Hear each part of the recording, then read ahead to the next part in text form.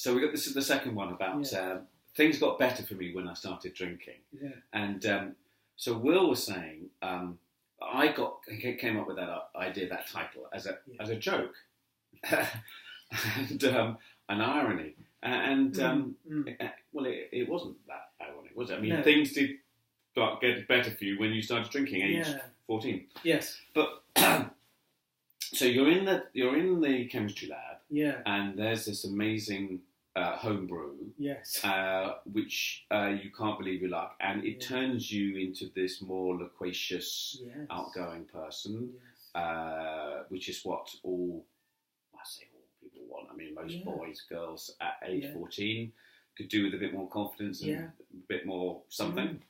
But what I wanted to ask was that although it seemed like it gave you this boost, you also said in your book that you felt there was a sense of guilt, because it maybe you don't. I mean, your face doesn't seem to say it now, but I just want this. You mentioned this thing that you immediately being false because it wasn't you. Yeah. In other words, you've got this ordinary 14-year-old boy who maybe he's a bit bullied and he's a bit tongue-tied and he's not very,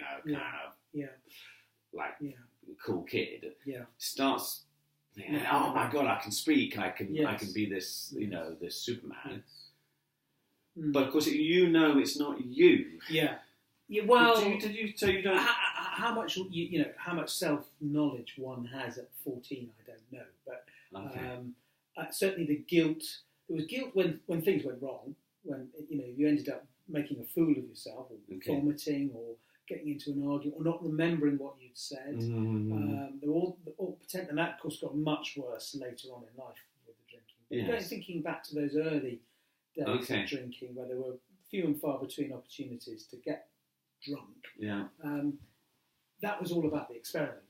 There was not an awful lot of guilt in. Oh, okay. So I'm making that up. Really. That time, really, because I have talked in terms of guilt, perhaps, or the fact that I didn't know. I stopped learning about myself.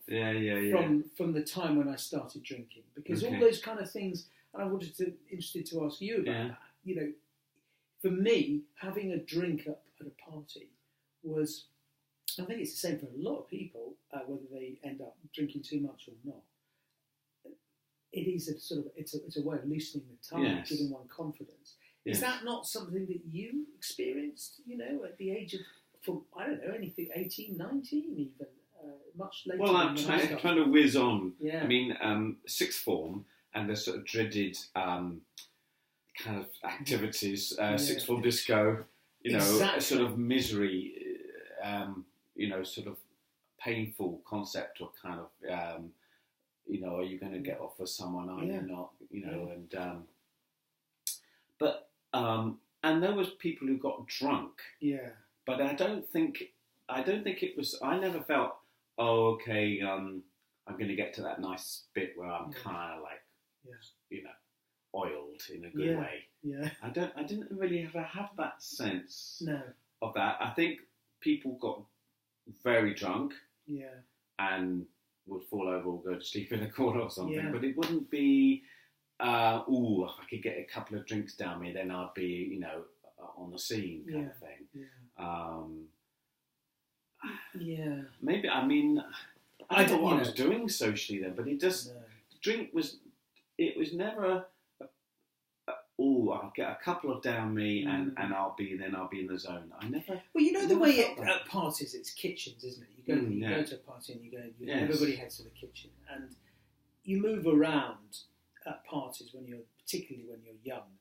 It's a bit of a battlefield, isn't it? There's girls, there's threatening looking blokes, there's some people who are familiar.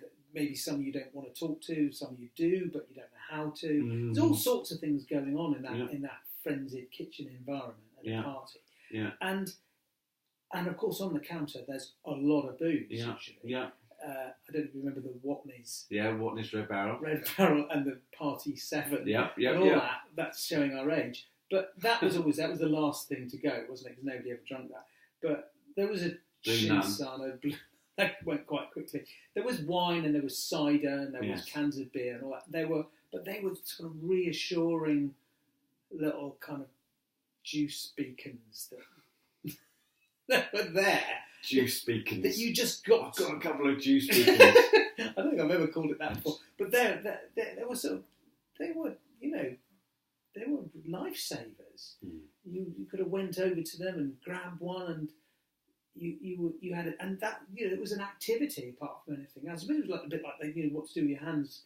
And smoking. Yes. There you are. You got your drink, and of course, what you're drinking is also quite a badge of who you are and what you stand for. So if you're 14 and you've got a pint of beer in your hand, you're something. You're something. You're a man, my son. You're wearing your CV on your.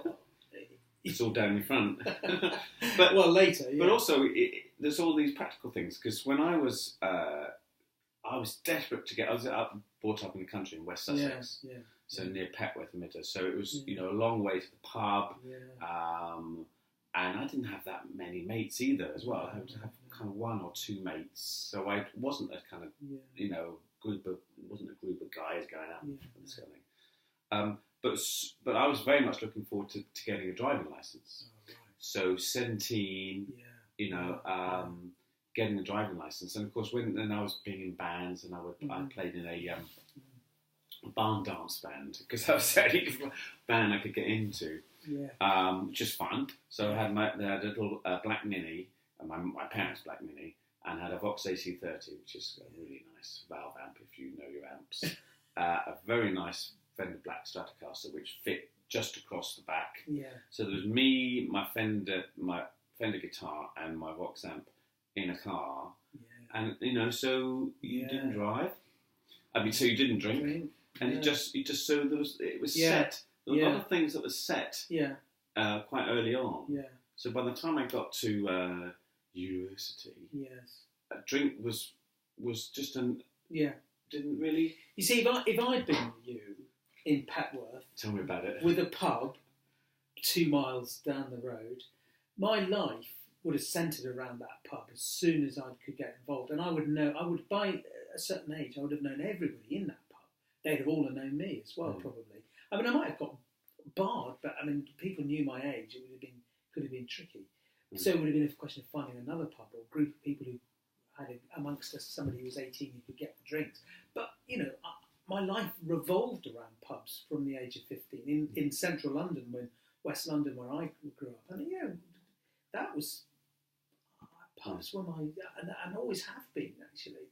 A really, really important big part of my life. They are. See, we had the one local pub, which was a sort of shithole. And my mate, his dad, he thought, oh my God, my dad's going to be there. And so that was like a killjoy type thing. Not because my mate wanted to get drunk. No. But just because it was like, my dad's going to be there. I hate my dad. It's fucking. And it's embarrassing, isn't it? Well, he had a bit. I think he didn't like. He's 17-year-old lad, also with his dad. So that was the one little local pub, and so it wasn't like but we did go there, and there was a bit of darts and stuff. But it's just the difference, isn't it? It has meaning to you, and it's a place, and there was, as I say, at school lunchtime, I would go again with the same mate, and we go to a snug little place, and the pub, and I mean, I think we weren't supposed to go to the pub, but it really was half a. If it was anything, it was half a bitter or something. And it was just the fact that we were in a sort of adult place at school time, and that was kind of cool. But Oh, so you see, it's coming out now. The drinking's come out. School place, it's just the fact that the alcohol itself didn't really figure. It could easily have been, if it was like lemonade or whatever, it would still have been a bit of a thrill because we're going out of school, different kind of place. So it's just that. But it wasn't lemonade; it was beer, and that seemed the right thing to do, perhaps in a pub. Perhaps that was it. But interesting, going back to where we started. So, because we're still there. Yeah. It's gone off now. Has it gone off? Oh, it probably hasn't actually. Yeah. It's 10 minutes.